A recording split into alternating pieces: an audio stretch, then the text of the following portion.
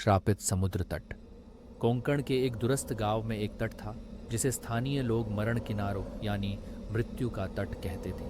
ये तट इतना सुंदर था कि सूरज ढलते ही सुनहरे रेत पर चांदी का आभास होता, पर रात होते ही यहाँ का माहौल बदल जाता।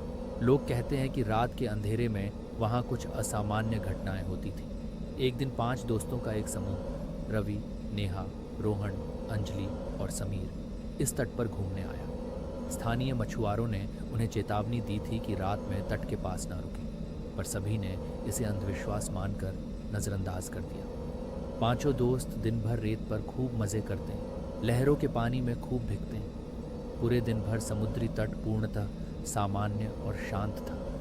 इस कारण उन्हें मछुआरों की बात अंधविश्वास से भरी अफवाह ही लगी। पर जैसे जैसे दिन ढलने लगा, वातावरण में बदलाव होना शुरू हुआ और जैसे ही रात हुई, लहरों की आवाज़ में एक अजीब सा स्वर सुनाई देने लगा। ये आवाज़ किसी रोती हुई महिला की थी।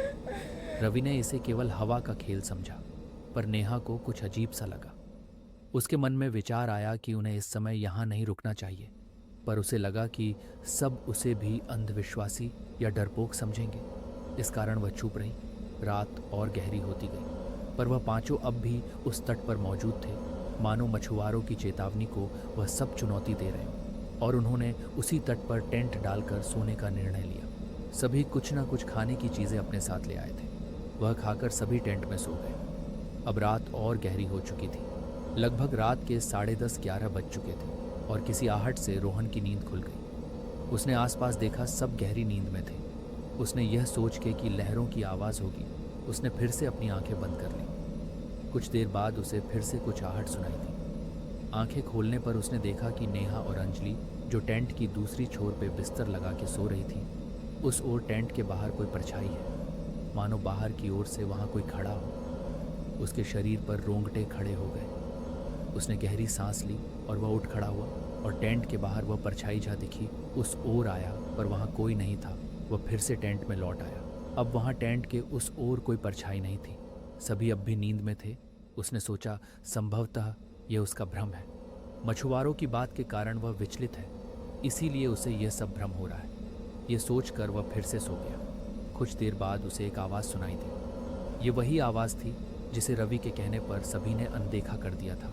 वही एक महिला की रोती हुई आवाज़ का स्वर। अब रोहन को टेंट के उसी ओर से सुनाई दे रहा था जहां उसे कुछ समय पहले परछाई दिखी थी। अब रोहन के माथे पे पसीना था। उसने देखा उसके चारों दोस्त अब भी सो रहे थे। वह हिम्मत जुटाकर उठ खड़ा हुआ और टेंट के बाहर आवाज़ जिस ओर से आ रही वहां आया। अब भी वहां कोई नहीं था। वह थोड़ा डर गया और टेंट की ओर जाने के लिए मुड़ा। तब उसे आभास हुआ कि कोई उसके पीछे जहाँ समुंदर है वहाँ खड़ा है। उसने मुड़ के देखा कि पानी के किनारे कोई खड़ा था। वह एक महिला थी। उसने हरी साड़ी पहनी थी, उसके बाल खुले थे, इस कारण उसका चेहरा नहीं दिख रहा था। वह अब भी बिलख कर रो रही थी। रोहन अब बुरी तरह से डर गया और टेंट की ओर भागा। उसने सभी को उठाया और जो हुआ उसे सबको बताया। कोई उस पर विश्वास नहीं कर रहा था। तब वह उन्हें उस महिला को दिखाने ले गया, पर वह महिला वहाँ नहीं थी। वह गायब हो गई थी। सभी ने उसे भ्रम हुआ है कहकर उसकी हंसी उड़ाई, नेहा को छोड़कर, क्योंकि उसे यह स्थान अब अजीब और डरावना लग रहा था। रोहन की बातों से उसका मन और अशांत हो गया। सभी टेंट में लौट आए और सो गए। रोहन भी जैसे तैसे सो गया। आधी रात बीत चुकी थी। नेहा की आंखें बंद थीं। वह करवट बदल रही थी, पर उसे नींद नहीं आ रही थी। उसके मन में मछुआरों की वह चेतावनी अब बार बार आ रही थी और अचानक उसके बगल में सोई अंजलि छींक कर उठ गई। उसे कान में किसी महिला के रोने की आवाज़ सुनाई दी थी। अब नेहा से रहा नहीं जा रहा था। उसने सभी को उस जगह से निकलने की विनती की, पर रवि और समीर को यह अब भी भ्रम लग रहा था। उन्होंने सबको यह कहकर सोने के लिए कहा कि रात बहुत हो चुकी है, सुबह होते ही हम निकल जाते। जैसे तैसे सब बिस्तर पर लेट गए। कुछ समय बाद रवि ने महसूस किया कि उसके पलकों की त्वचा पर कुछ गीलापन है। उसने अपनी पलकों को स्पर्श करते हुए आंखें खोली तो उसकी उंगलियां खून से भरी थी। यह खून छत से टपक रहा था। रवि अब बुरी तरह से डर गया। इतने में टेंट के बाहर से वही रोती बिलखती और कराहती हुई आवाज़ आने लगी।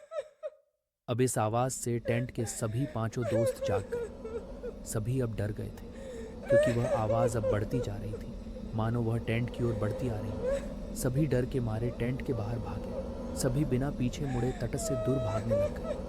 पर वह जैसे जैसे दौड़ रहे थे, उनके आगे एक परछाई बड़ी बड़ी होती जा रही थी, मानो वह उन्हें तट छोड़कर जाने ही न दे रही।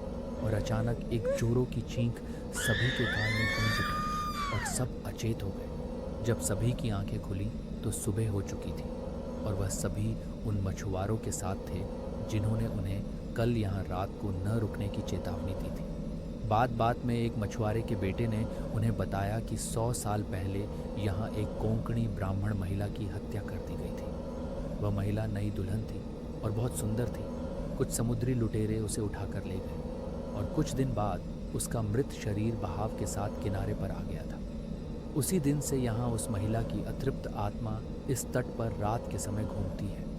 वह पांचों यह बातें सुनते सुनते बीते रात का अनुभव मन में दबाए घर लौट रहे थे। कहानी का यहाँ अंत होता है। आपको ये कहानी अच्छी लगी तो शब्द जाल एआई स्टोरीज चैनल को लाइक शेयर सब्सक्राइब करना ना भूलना।